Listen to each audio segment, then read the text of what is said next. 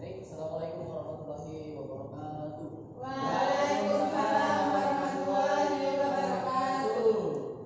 Silakan dipimpin doanya. Malaysia, mari kita berdoa. Mulai. Bismillahirrahmanirrahim.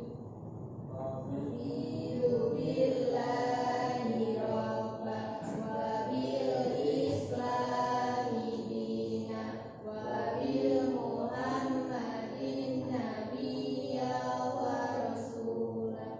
Rabbi zidna ilma warzuqna fahma. Amin ya rabbal alamin. Alhamdulillah, rabbil alamin. Wassalatu wassalamu ala rasulillah Apa kabar semuanya? Alhamdulillah, luar biasa. Allahu Akbar. Masih semangat? Masih Pak. Ya. Sebelum kita memulai pembelajaran kita pada hari ini, di sini saya akan mengabsen kalian terlebih dahulu.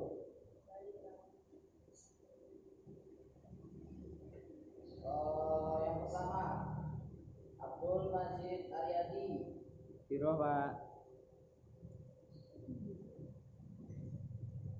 Evita. Ada Pak. Yusuf Dwi Prasetyo. Ada Pak. Ika Teni. Hadir. Cindy Aryani. Hadir Pak. Riana Upa. Hadir Pak. Ya. Hadir Pak. Oh ya. Baik. Di sini kita akan membahas materi tentang fikih ibadah, yaitu sholat. Ada yang tahu sholat itu apa? Sholat merupakan salah satu atau suatu pekerjaan yang diawali dengan takbir dan diakhiri dengan salam.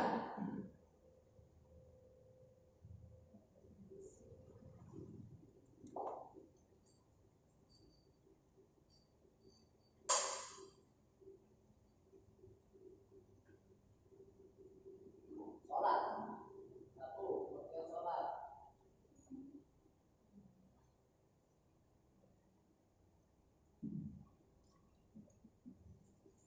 Pengertian sholat. Tadi sholat adalah suatu pekerjaan yang diawali dengan takbir dan diakhiri dengan salam. Nah, sholat pada hakikatnya kita semua manusia diciptakan oleh Allah Subhanahu wa taala untuk hanya menyembah dan beribadah kepada Allah Subhanahu wa taala. Lalu bagaimana mereka yang tidak sholat atau bahkan mereka yang bukan Islam, non Muslim? Nah, itu ada suatu hukum atau ketentuan tersendiri. Apa? Ada yang tahu dari tentang sholat itu apa? Dari tentang sholat, yaitu yang pertama, ketika Rasulullah SAW Isra Mi'raj, apa itu isinya? Ada yang tahu? Yaitu tentang sholat. Isra Mi'raj itu intinya tentang sholat. Di dalam Al-Quran dijelaskan, waqimus sholata wa atuz zakata warka'u ma'ar raki'in. Di Quran surah Al-Baqarah ayat 43.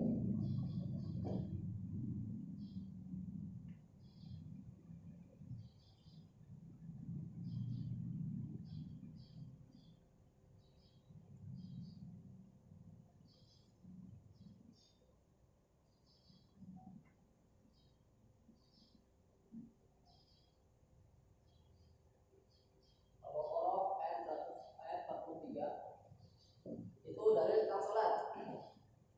Kemudian di sini ada yang belum bisa sholat, belum bisa semua ya. Dari sejak kecil kita sudah diajarkan tentang sholat. Nah, sholat itu tidak sembarang sholat.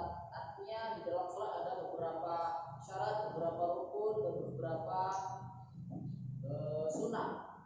Lalu yang pertama ada yang namanya rukun sholat. Rukun sholat itu yang pertama dia harus diawali dengan niat. Lalu setiap pekerjaan atau setiap ibadah yang tidak diawali dengan niat atau tidak diawali dengan niat dalam hati, maka suatu pekerjaan itu tidak sah atau percuma saja.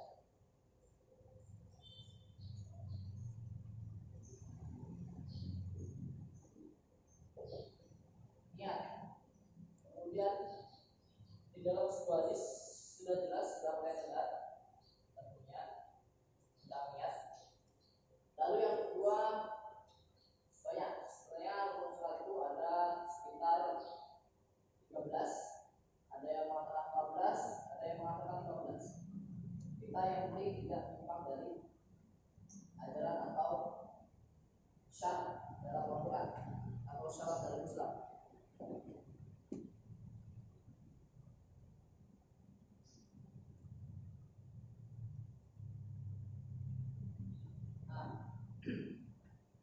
Nah, yang ketiga ada yang namanya syarat sholat. Syarat sholat itu ya yang umum kita ketahui saja. Yang pertama ya harus Islam dulu, kemudian balik, berakal, dan memais. Yang dia sudah cukup dan bisa mengetahui dan bisa membedakan antara hak dan yang batil. Yang ketiga ada sunnah dalam sholat. Sunnah dalam sholat itu banyak. Ada sekitar 18 atau 19 itu sunnah dalam sholat.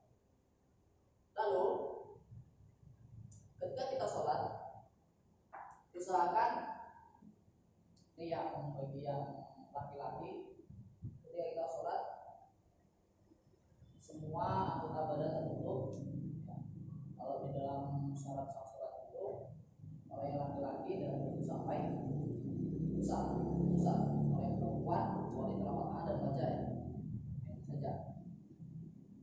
Nah, sholat ada beberapa aliran atau beberapa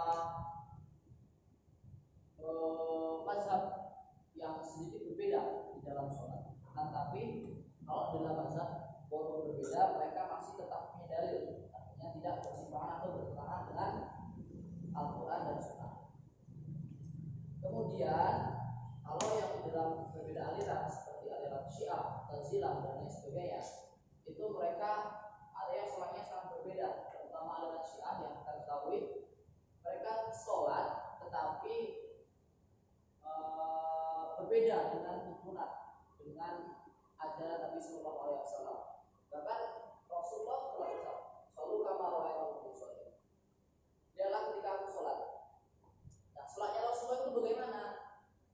Nah, sahabat, kemudian para ulama lain menjelaskan bahwa yang pertama sholat itu harus yang dulu, kemudian pakai pakaian yang pantas untuk sholat, lalu kita melakukan sholat, niat, berihram, dan sebagainya, seterusnya seperti itu.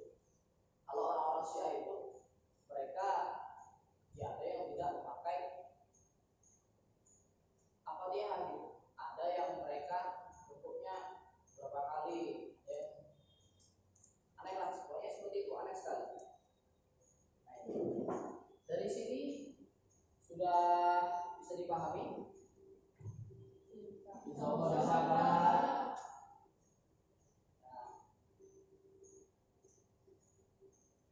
Di sini kita akan mencoba mempraktekkan sholat. Praktekkan sholat, nanti dari kalian salah satu ada yang bantu untuk mempraktekkan sholat. Coba Yusuf bin Prasetyo akan maju untuk praktek sholat. Nah, mulai dari awal, dari takbir, kemudian Al-Fatihah, layaknya menjadi imam seperti apa? Kalau sholat sendiri kan bisa ya. Nah, kita sholatnya yang menjadi imam itu seperti apa? Karena kalian akan harus bisa menjadi imam. Sholatnya ketika menjadi imam saja, coba jawab. Jawab Allah.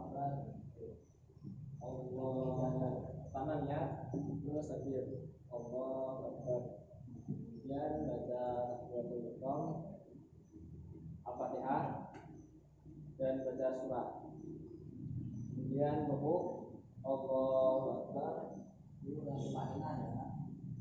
kemudian iktidal Allahu Akbar, kemudian sujud, Itu juga dengan tumanina. kemudian duduk di antara dua sujud, kemudian sujud kembali, dan sujud berdiri kembali, dilakukan seperti rakaat pertama, kemudian ditambah atiyat akhir hingga sholat maghrib atau sholat isya. Terus setelah itu coba duduk di tahiyat akhir. Nah, dulu tahiyat akhir ini posisi kaki atau posisi ketika duduk harus benar. Tidak boleh duduknya kakinya tidak macet seperti ini. Jadi posisi kaki itu harus benar dan pas. Ketika tahiyat awal, kaki yang di dalam itu didudukin seperti itu. Nah, itu aja untuk bacanya sudah bisa ya. Allah bisa Pak. Bisa. Ya, silakan duduk kembali. Seperti itu aja prakteknya. Terus yang terakhir,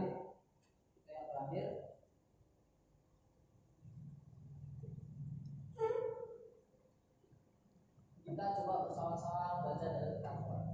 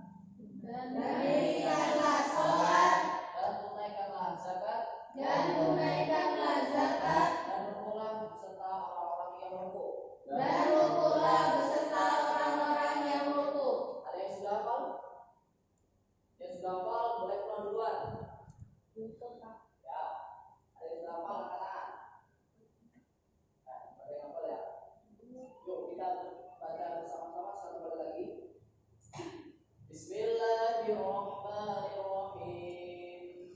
Bismillahirrahmanirrahim. Wa aqimus salata wa atuz zakah. Wa aqimus salata wa atuz zakah. Warka'u ma'ar raki'in. Warka'u ma'ar raki'in. Ketika baca Al-Quran diusahakan harus pakai tajwid dan tidak boleh buru-buru. Tidak boleh waqimus salata wa atuz zakata warka'u ma'ar raki'in. Tidak boleh seperti itu. Kecuali kita sedang berpidato. Berpidato itu harus pas sesuai pelafalan dan bacanya. Waqimus salata wa atuz zakata. Dan waqimus salata wa atuz zakata. Harus tetap memakai ketentuan-ketentuan dalam baca Al-Quran. Kemudian artinya dan dirikanlah sholat Dan dirikanlah sholat dan tunaikanlah zakat dan tunaikanlah zakat dan rukulah beserta orang-orang yang rukuk. dan rukulah beserta orang-orang yang rukuk. Ini dalilnya bisa kita jadikan jika nanti kita berpidato atau memberikan ceramah di masyarakat. Jika ditanya, Mas, bagaimana dalil tentang sholat? Bagaimana sholat itu? Seperti apa sholat itu?